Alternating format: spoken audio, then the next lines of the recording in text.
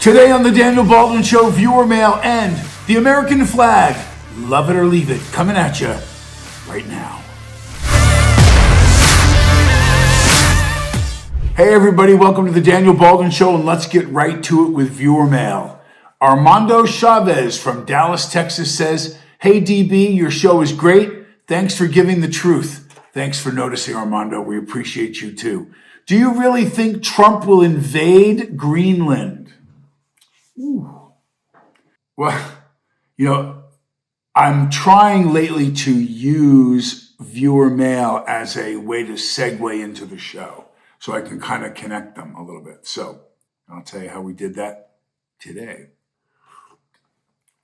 The Davos Forum in Switzerland is going on. The president is already there, and it's an economic forum where all these leaders from around the world get together and they talk about how we're going to interact with each other and our plans and blah, blah, blah. So they're making a big stink about it right now because of Greenland. Protests and all kinds of stuff going on. But let me try to answer the question. I don't have Donald Trump sitting next to me. I can't pick up my cell and call him anymore. He's the president now. I have people that have access to him. And on this subject, I've asked a lot of questions of people that I know. Pretty highly ranked people that would have a better take on it than me. And here's the answer. There's a chess game, a global chess game constantly going on, Armando. From the economy to a position of war and conflict. There's a huge strategy that goes on about how we take care of each other and how we help the less fortunate and so on. And so, as you can imagine, when you're talking about the whole globe, it's very intricate. Do I believe that Donald Trump would take U.S. troops and storm Greenland and take Greenland, as has been sculpted in the press? And no, I don't think so. That would be like going to order a Coke at 7-Eleven. Greenland has, I think, 57,000 inhabitants. It's owned by Denmark.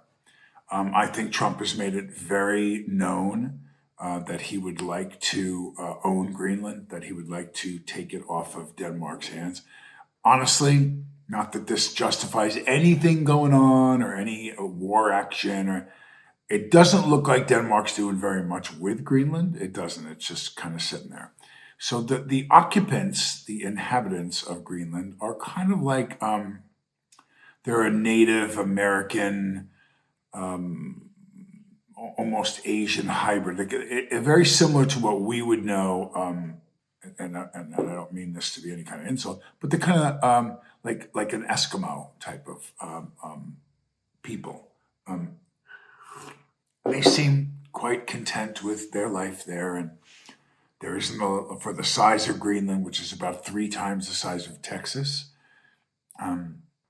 They seem to be doing just fine in the world that they live in.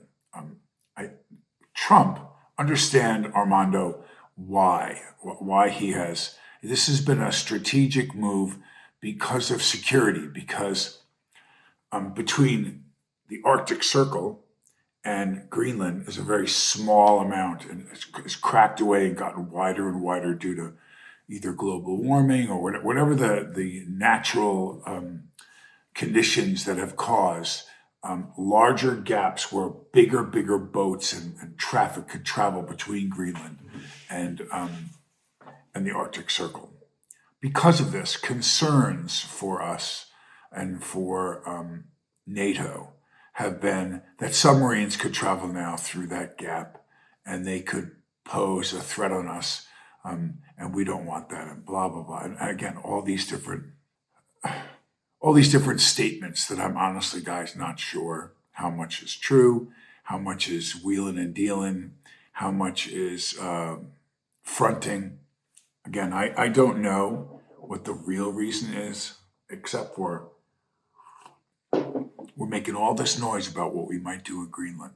We're making all this press about what we might do and the threat of us coming to Greenland, and, blah, blah, blah, blah, blah. I know they got a lot of minerals up there, potential mining and potential maybe even oil. Again, I'm just spitballing with you right now. But at the end of the day, does he have any intention of going up to Greenland and knocking people off with the French just sent troops and they're training Greenlanders and Danes on how to prepare for the U.S. if the U.S. decides to invade or occupy Greenland. Really? The French?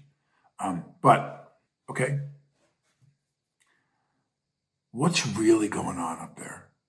While we go into Davos and this escalates as we're going into an economic negotiation with several countries, with the world, is this just another one of those wag the dogs over here? Are we just trying to get them all fired up so that there's more bargaining chips on the table at Davos?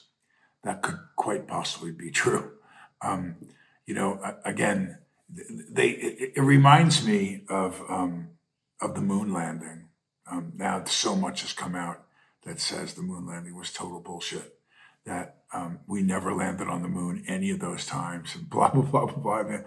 And to me, it was part of my childhood in 1969. We were America. We landed on the moon. I remember, hearing about this astronaut, this cosmonaut named Yuri Gagarin, and that he traveled into outer space first, and this was going to be a threat if the Russians got it, and what were we going to do? Were they going to build a platform up in the sky, up in space, that they could launch nuclear missiles at the United States and therefore beat us in an arms race, and blah blah blah blah blah. And guess what? Stanley Kubrick might have directed a movie that looked like we went to the moon and we never even got there. I mean, it's definitely possible. So I don't think so, Armando. I don't think that Donald Trump is going to order an invasion of Greenland and overwhelm and overthrow 57,000 Greenlanders. I mean, I guess he could. I guess he could if he could provide to the world a reason. But this is more of a Putin move, a Russia move, a China move. Do we want to make sure that we have a position there that allows us to keep our eyes on what's going on, which is really what I think happens at Davos. I think enough powers get together and the U.S. is going to say something to the effect of, and again, just hear me out. Hey, maybe we don't own it. Maybe you retain ownership, but we have a lease. Maybe we do a 100-year renewable lease, and we'll occupy some troops and some testing things and blah, blah, blah, blah. And we'll share if there's, and we make a mining deal, whatever it's going to be. But there has to be a peaceful resolution that allows the U.S. to ensure, remember something too, in NATO and Denmark and a lot of these countries like this that, they don't really have a navy, a substantial navy, and they don't have an air force to say much of. They would be overwhelmed by, so many other countries, even their neighbors, if they were inclined to. Denmark's pretty small. So while they feed off of our dime of security and pay us nothing, very little or nothing in NATO, which has been one of this administration's pet peeves. Hey, we're protecting you. We're spending hundreds and hundreds of millions, billions of dollars to keep you safe. If you had to go out to the Oscars and hire a team to drive you in an armored vehicle, keep you secure, you're some big star, you're George Clooney, you're so on and so forth. They got a team of 4 or 5 guys. That's got to be, $2,500 an hour per guy. But there's a bill for that. People have been ripping us off and not paying us for a long, long, long time.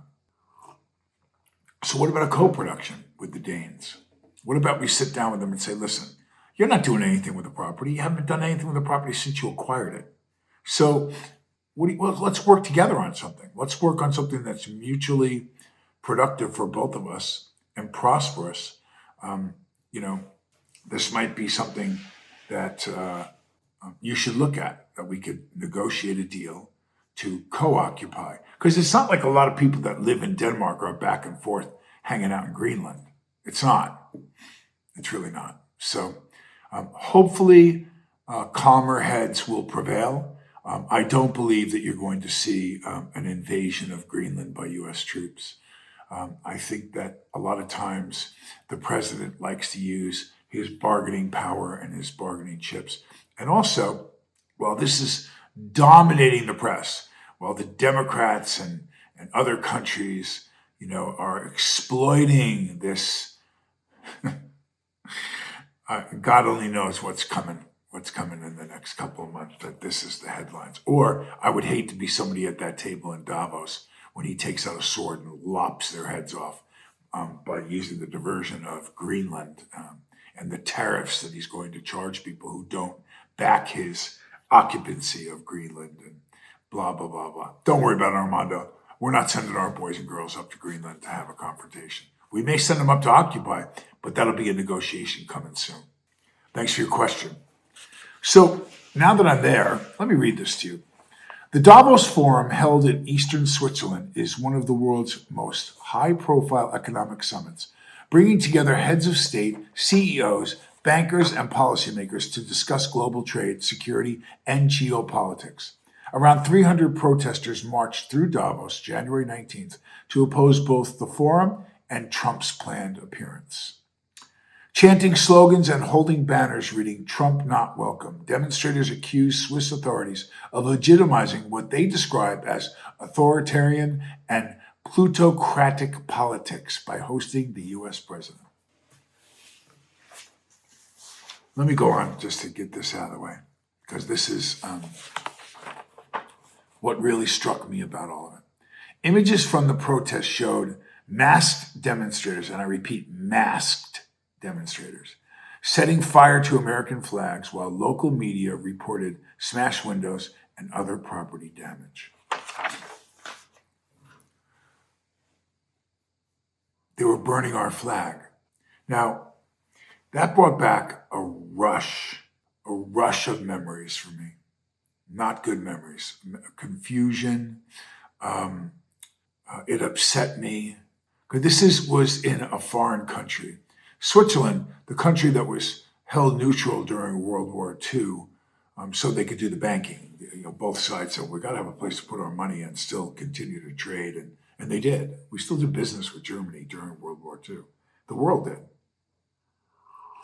So we decided, this is where Swiss banks came from. We decided to make Switzerland a neutral country, not to be invaded, not to be provoked, not to be attacked, all set up by the money guys.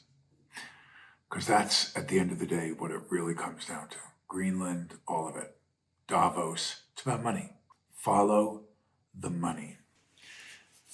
But I'm going to tell you how this related to me and how I decided that I wanted to do this episode on this, because that image of watching the videos of people burning our flag, wow, it really upset me.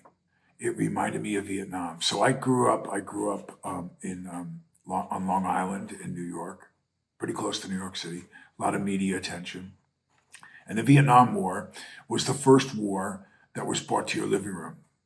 They brought the war into your home. They had footage of soldiers shooting and bombs going off and stuff happening, horrific things happening, people dying. And they actually televised it. Not so much live as they did with the news. They brought reporters out into the field. I'm Tom Anderson here in, Bangkok. It was surreal. But when you played Army and you did all that stuff, you saw the footage of the old World War II stuff and everything. But this was on the news. This was Walter Cronkite, a famous anchorman, bringing this to us every day. Live footage from Cambodia, where it was life-altering. It was life-altering. And so because there wasn't as much of a patriotic, we were attacked, or Germany had done something, or Japan dropped bombs on our soil in Hawaii. This was this little, not really well-known country in Southeast Asia that we were going to go fight a war for them. and protect them against the bad, the North Vietnamese. And it was sold to us that it was a police action, it wasn't really a war, and that we were going to go in there and we were going to just, this was North Vietnam. What the hell could they do against the United States? Well, a long, dragged out war went on, and I got to watch as I grew up. I was born in 1960. So certainly by 1970, I was very conscious of the war. And I remember very specifically, we lived on Greatwater Avenue in a town called Massapequa. And a boy whose mother was my mother's, they were our neighbors. And my mother's good friend, Mrs. Florio, I remember Roland Florio, the son, and Emma Florio was my babysitter sometimes. And Roland was killed in the Vietnam War. I still can remember how upset everyone was. And it was big news that, that you lost someone when a neighbor lost someone in that war, particularly in the early years, in the early to mid 60s. And this was in the early 60s. But I remember the crying, and I remember the protesting. I remember the division between people who said, why are we sending our boys over there? And I remember the flags burning and how outraged people were that you could burn an American flag. And even in this condition, where people in Europe who depend on our protection, as a form of protest, could take the flag, which represents all of us in America, and could actually desecrate our flag or burn our flag. For those that gave their lives and paid the ultimate price, for those many men and women in the United States military throughout the history of our country, I think what a terrible spit in the face that is.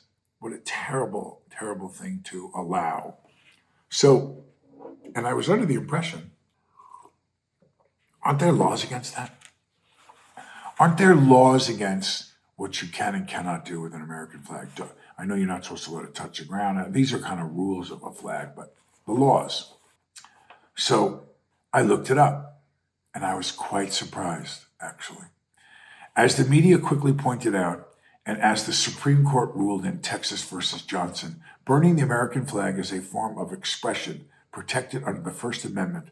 And the court later ruled in United States versus Eichmann that a federal flag burning statute is unconstitutional. So if the federal government, if the Supreme Court was to rule and say you can't burn flags, that would be unconstitutional. So this is not about the physical act. It's in the same category as freedom of speech. So it would be unconstitutional to rule that you are not allowed to let someone express themselves by burning the American flag. So it's an action. It's not words. It's an action. So let me ask you a question.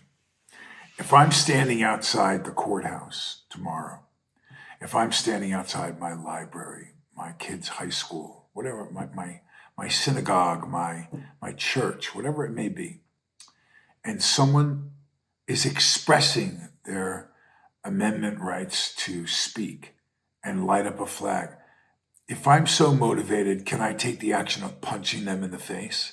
Can I knock them the fuck out? Because that's how I want to express myself physically. In return, rather than use words, I would like to express myself in such a way. Of course, you know the answer to that. So I think there isn't a better way. This is what reminds me of the Colin Kaepernick situation. Kaepernick, the quarterback for the San Francisco 49ers, decides to take a knee. In his right to protest, he takes a knee during the national anthem. And he does so because he's protesting violence for the police forces around the country against African American men. And there have been many documented absolute abuses of power, downright murder, go on and on and on. Here was my problem with it. Here's where I needed to learn and be corrected, because I said, what about the mom of the kid who didn't make it home? What about that famous, they're folding the flag up in that triangle and they're about to hand it to the wife or the husband of the soldier that gave their life so you could be free, that gave their life so you could play in the NFL and be free?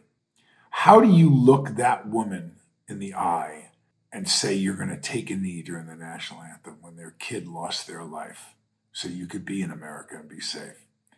I had a hard time with that. I did. I said, we lost the message. First of all, no one was talking about violence in the African American communities by white cops or anything to do with racism or anything. All it was about was the controversy of this athlete, this well-paid, rich athlete, being able to take a knee and what that said. So that became the subject. So number one, I think it backfired some on Colin. And I had to reverse field. And I'll tell you what I mean by that. A friend of mine, he's a high-ranking naval officer. He's an admiral now. But he was, started as a young officer. He was a Navy SEAL. And he said to me, "No, you're wrong, Daniel. I'm sorry, I have to tell you." Very rarely did this man ever tell me that I was wrong about something, unless it was a fact, a naval law, or whatever, but not about something that I felt or thought. And he said, "No, you're wrong, because I fought, and I served my country for this man's right, this Colin Kaepernick guy's right, to take a knee if he wants to. Because very few countries could you get away with that. Could you get away with it? As an athlete, that form of protest, could you get away with even being able to do it?" And I thought about it, and I thought, this is coming from a guy who served, friends of his killed people, high end officer. And I thought, wow, coming from him, maybe I should look at this a little more carefully. Maybe I'm just too closed-minded or hot-headed about it. And you know what? In this country, you're allowed to do things that you're not allowed to do in most countries in the world. In Texas versus Johnson, the Supreme Court struck down on First Amendment grounds a Texas flag desecration law. The 5-4 decision has served as the center point of continuing debate regarding the value of free speech as exercised through the burning of a U.S. flag as a form of political protest. Well, you can have laws, and I stand corrected. It is not against the law. It is protected under your freedom of speech rights to burn an American flag. I can promise you this, that if a company or something, or an athlete or whatever burnt an American flag in protest, I would never support that person again. Never. I would never buy their products. I wouldn't go watch them in their games. I wouldn't listen to them if they were an artist. I wouldn't watch their movies if they were an actor. They would get 0. If you can't come up with a better way than burning that flag, then I don't really want anything to do with you. But listen to this. So I wanted to know, because I'm going to end it with a phone call that I made. And it's very interesting. Very interesting. Because only in this country, this great but crazy country, I wanted to know, is it illegal to burn your flag in other countries outside of the U.S.? Yes, flag burning is illegal in many countries, including much of Europe, Asia, and Latin America, with punishments ranging from fines to significant jail time, while the United States uniquely protects it as free speech. Though some nations, like Denmark, prohibit burning foreign flags, laws often cover desecrating national symbols out of respect for national identity, sometimes extending to the EU flag and foreign flags within their borders. So, in a majority, believe it or not, and many countries throughout the rest of the world, you can't burn anybody's flag. You can't. It's against the law. So they see it as against the law. You certainly cannot burn your own flag in those countries, which is, again, why at Davos in Switzerland, you saw people with masks on. They were protesters with masks on, burning the American flag in protest of Trump. If I can't help but feel a little vindictive. If I were president of the United States and I had a country that didn't clean that up when the leader was coming. You can protest with signs, you can protest chanting, you can protest in the press, you can protest with video, but you need to burn the very flag that protects you. You need to burn that flag. I would fuck some of those people over so bad, I really would. I'd just stop protecting them. Let me see how you do on your own. Let's see how you guys do. We're withdrawing 45% of whatever protections and so on and so forth in retaliation and in response to the fact that you allowed American flags to be burnt on your streets in the form of protest. Listen, I'm okay with that. I'm okay with that. What's good for the goose? Watch how fast some of these nations we're talking about. China, if we backed off, China, Russia would be pulling all kinds of operations, and other countries in South America. And so I wanted to know, because we have federal laws and state laws. So I asked the question of whether there are states that have laws against the burning of flags. No, currently there are no U.S. states where flag burning is outright illegal, because the Supreme Court's landmark ruling in Texas versus Johnson in 1989 established that the burning of the American flag is a form of political expression and is protected symbolic speech under the First Amendment. While some states may have flag desecration laws on the books, these are unenforceable as blanket bans, though charges could potentially arise from related actions like trespassing or creating fire hazards, not the message itself. So no state in the United States protects anyone or actually prosecutes anyone for burning. There's no law against burning a flag. What a shame. What a shame that we allow that. But again, Colin Kaepernick, we live in a country that protects you with the right to express yourself in protest, which makes us very unique around the globe.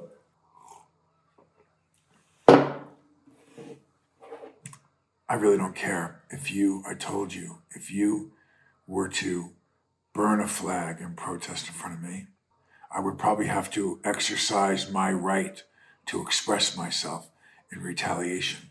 I would desperately need to express myself, only because I'm exercising my free right to speech and take action, just like they did to burn the flag. I would. So I would need to express myself, vehemently express myself.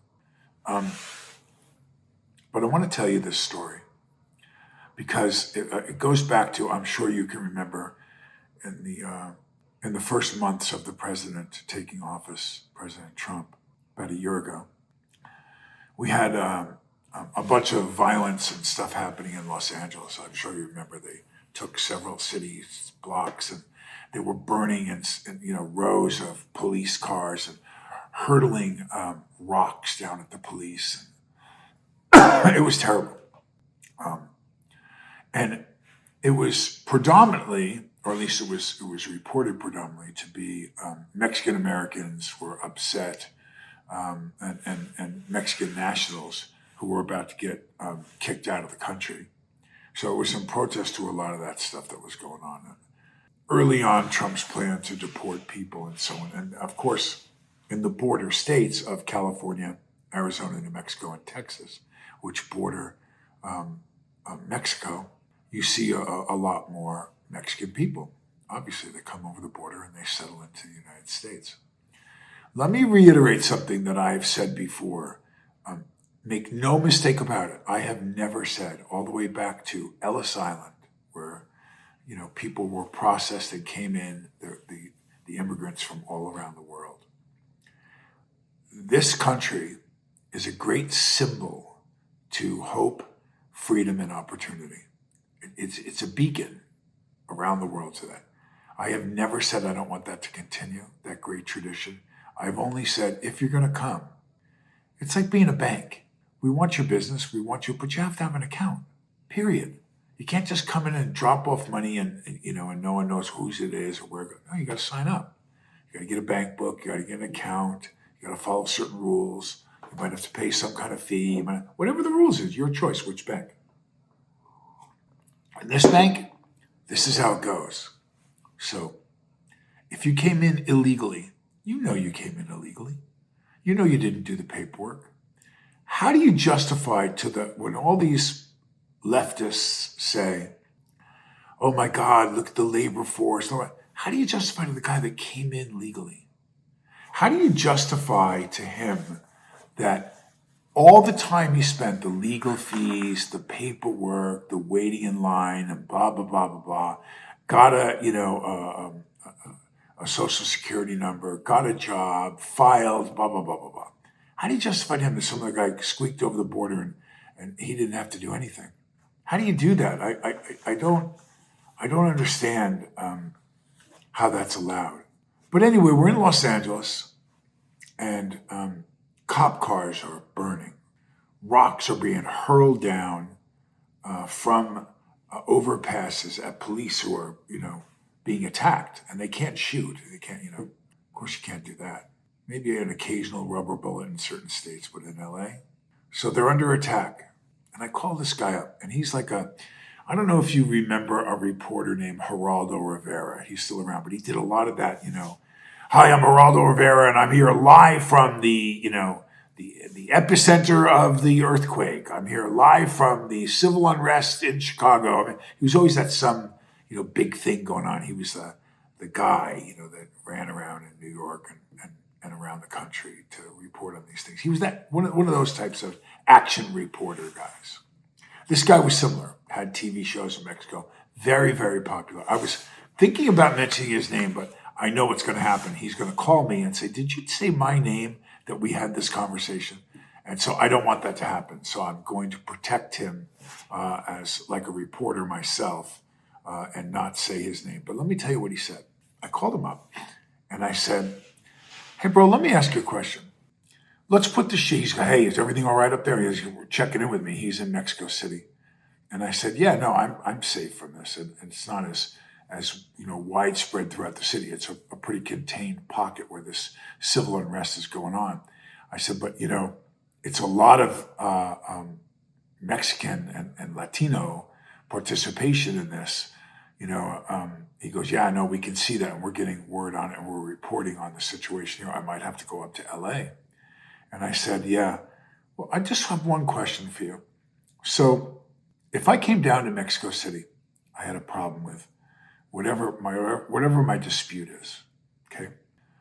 NAFTA, I have a problem with the taxes. I have a problem with the jobs. I have a problem with the migrants. I have whatever. Drugs coming through your country, coming into ours. All this different stuff I got going on.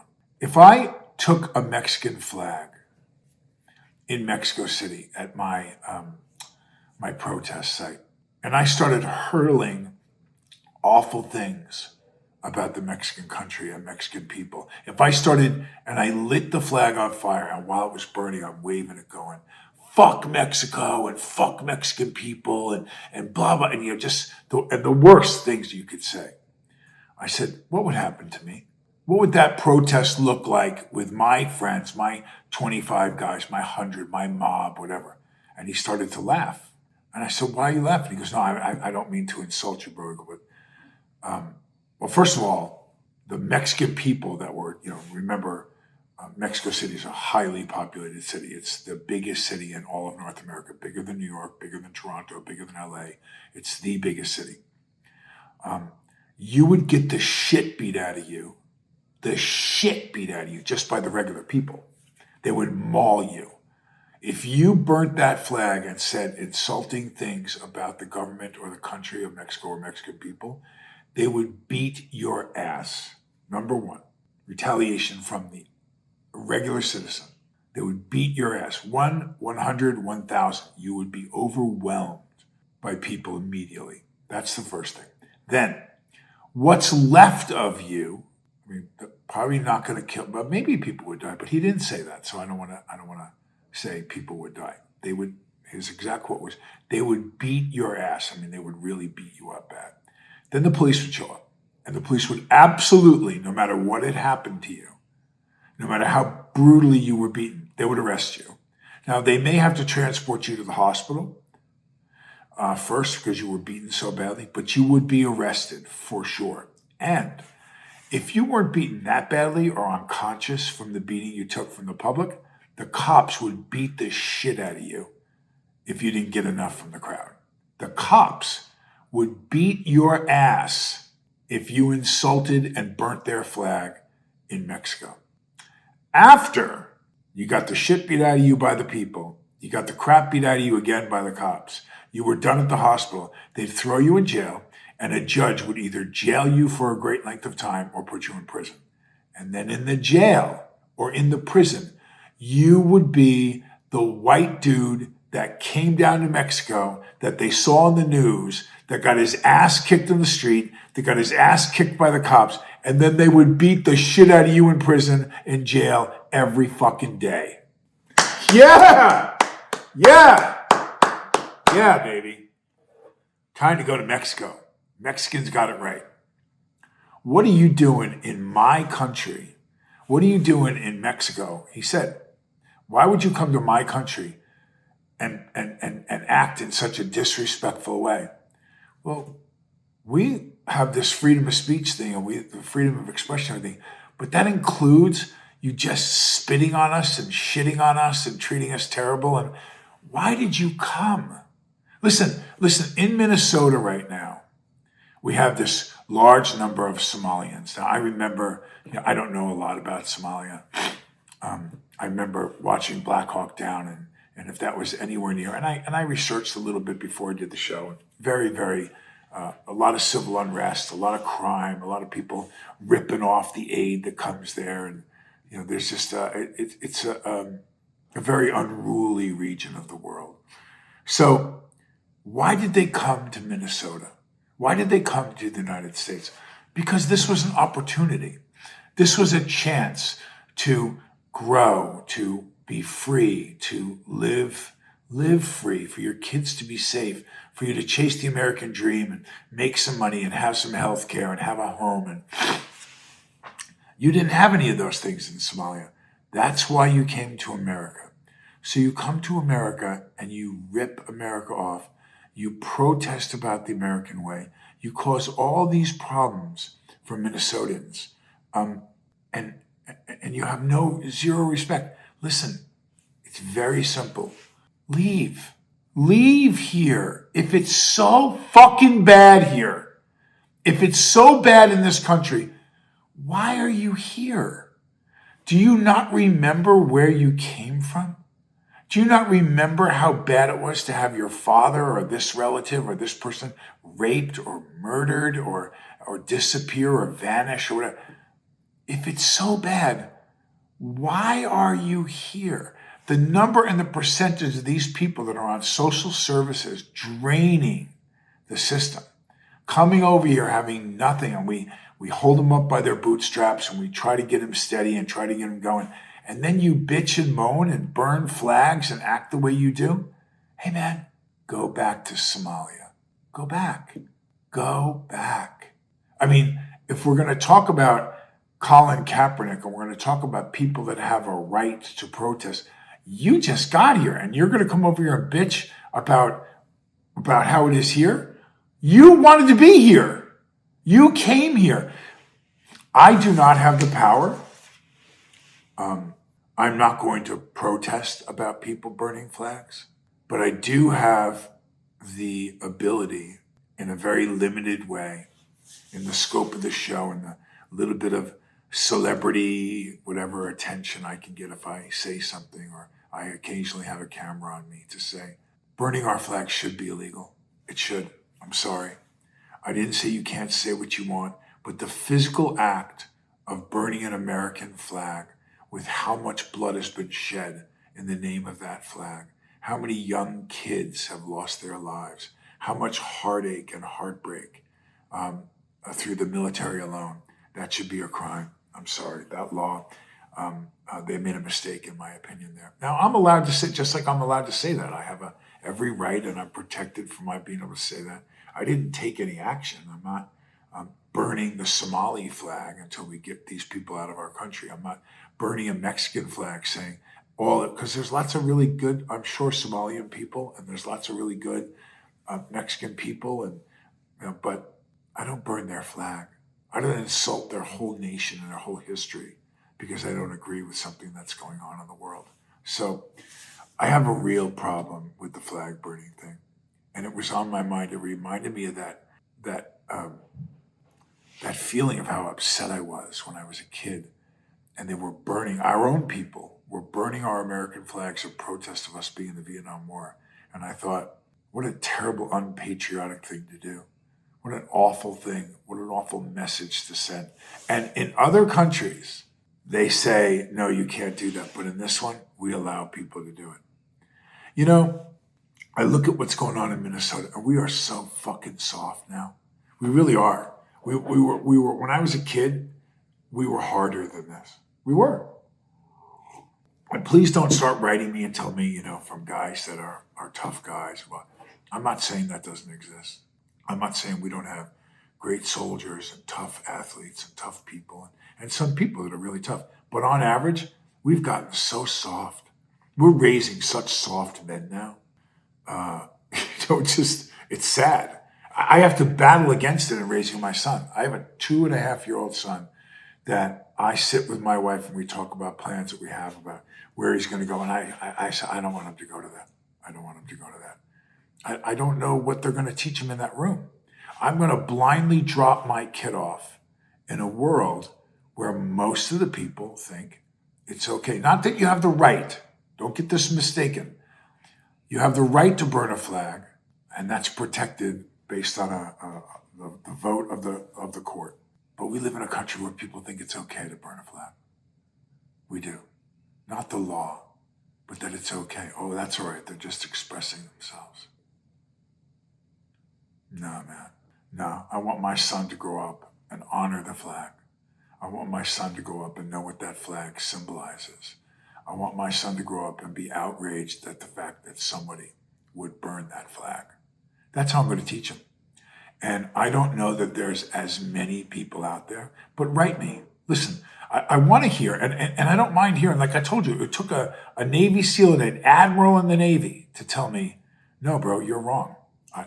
I really believe that I served so that people can have the right to say, I'm going to burn this flag and burn it. Now, I don't agree with him.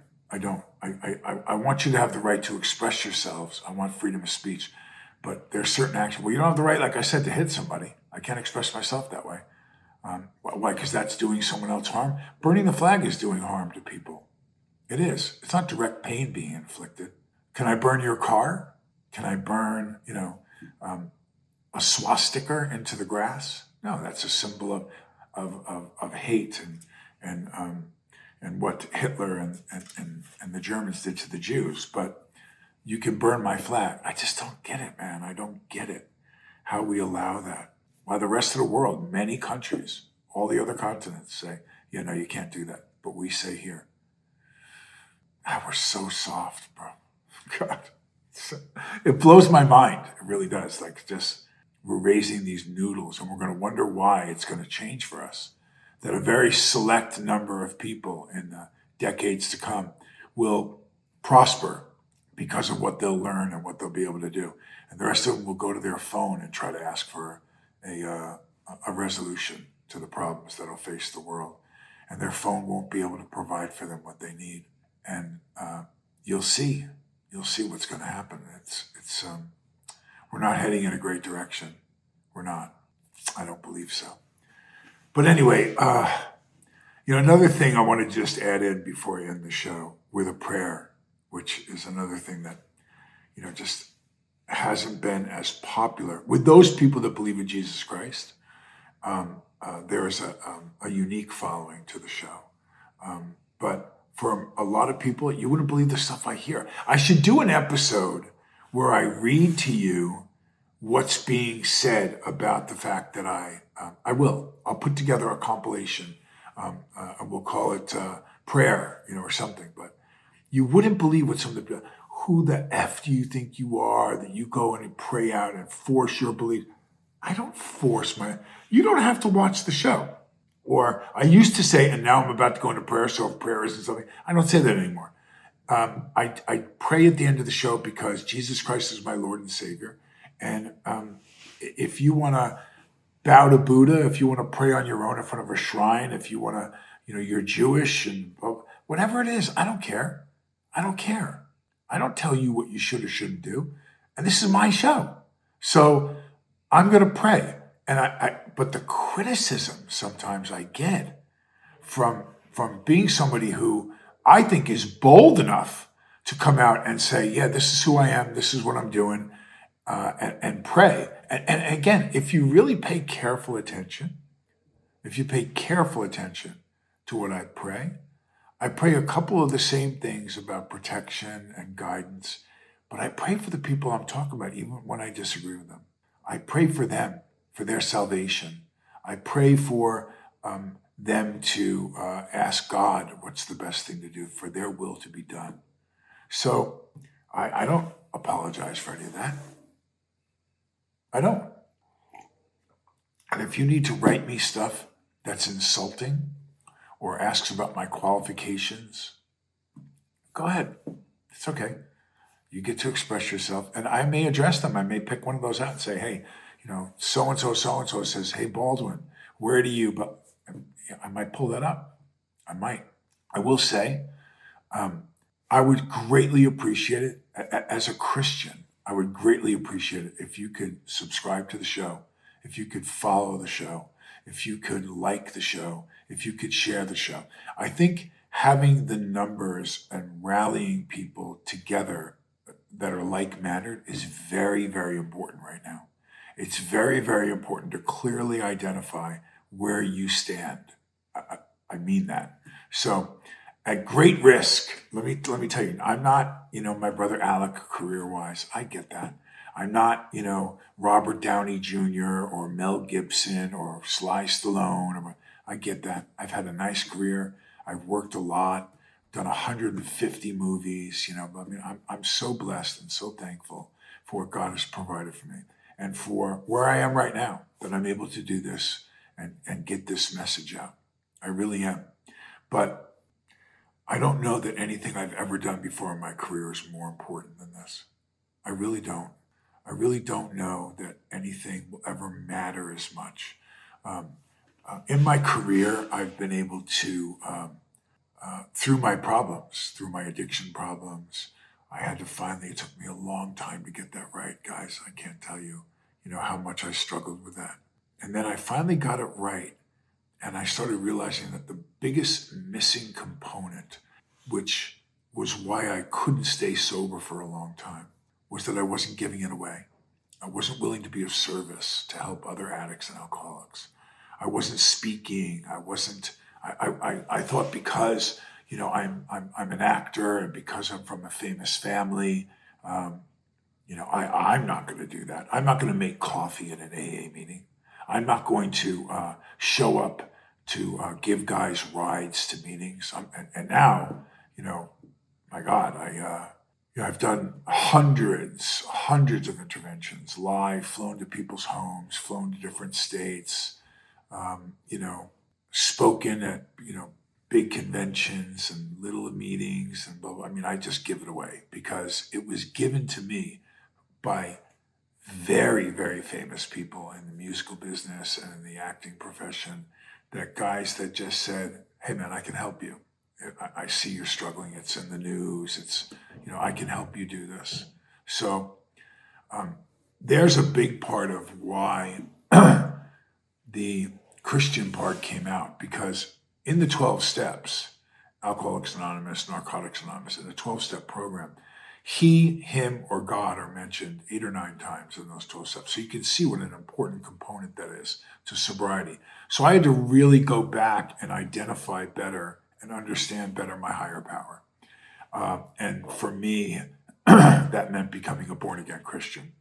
That meant taking the certification to become a pastor in the Christian belief system. So I don't talk about that much. It is a program of anonymity, and my actual fellowship in Christianity when it comes to pastoring people and helping people in their marriages and in different aspects of their lives. I don't really talk about that much, but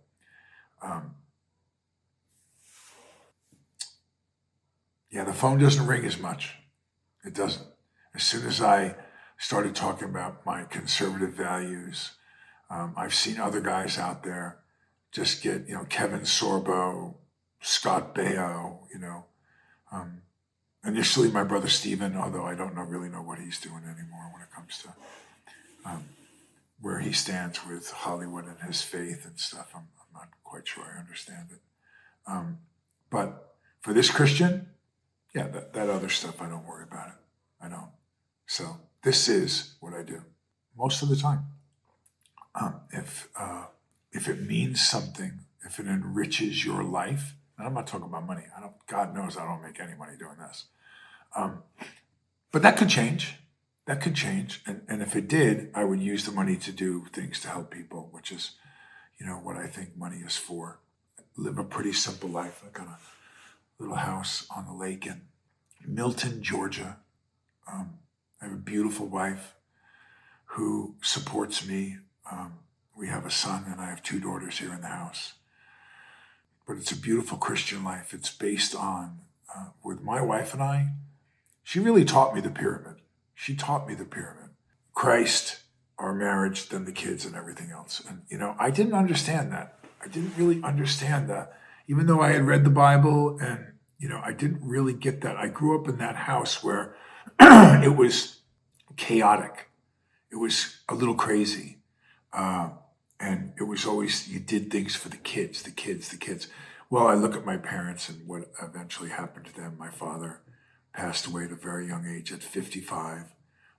My mother lived a long time, but there was a lot of my parents could have put their marriage before. And so they taught us that. They taught us that the kids came first and the marriage could suffer. And so I grew up thinking that. And it took me multiple relationships. I've been married a few times. So it took my wife now to really bring the Bible to the table about marriage and explain and get me to read and further investigate, because that's not the teachings that I got. It's not. And amen. That's why, we can disagree on things, my wife and I. We can disagree. But nothing's more important than us after God. Nothing is more important than us after God. So I owe that to her. That's a gift she gave me that I will never probably be able to repay, but I'll keep trying. Heavenly Father, we thank you for your protection. We thank you for your guidance. Lord, we love you, Jesus Christ. We love you so much. I thank you for the many blessings that you put in my life. I'm so grateful, Lord. I'm so grateful for everything that you give and everything you bestow on me and my wife and our children and our friends. Lord, at these great meetings that are going on right now in Switzerland with our president and other world leaders, God, let cooler heads prevail and put your calming hand on these meetings and on these men and women. And let's come to some great plans, some great Christian beliefs and plans to steady and shore up this world economically and in the name of peace. In your name we pray, Lord. Amen. So, man, I pray for that. Can you imagine if we could just, come out of this meeting economically with, real plans, seeds to move things forward. We have 3 more years of this administration, and to watch it continue to succeed, to watch it level now, that would be exciting. That would be exciting. I know my wife and I, we talk a lot about, what the things that we want to do. For her, she's, much younger than me. So our child and our journey together are very different. I'm an old man. So there are days when I just look at it all and I go, man, I'm going to have to raise my son, which is so much fun for me. I mean, it's so different, the experiences, because I'm older and I don't have to worry about, I don't sweat, the stuff, because I've seen it before with my other children. And we guide each other. She's teaches me. She's like my conscience, where I, found her. She's right there. So, but man, I'm excited. We got a few things I'm not going to talk about right now going on, but really exciting stuff happening. So I'll report more on that. God bless you. And if you can remember to subscribe, like, share, and send me your messages based on stuff. If you don't agree with me, it's okay. Send the message. God bless you.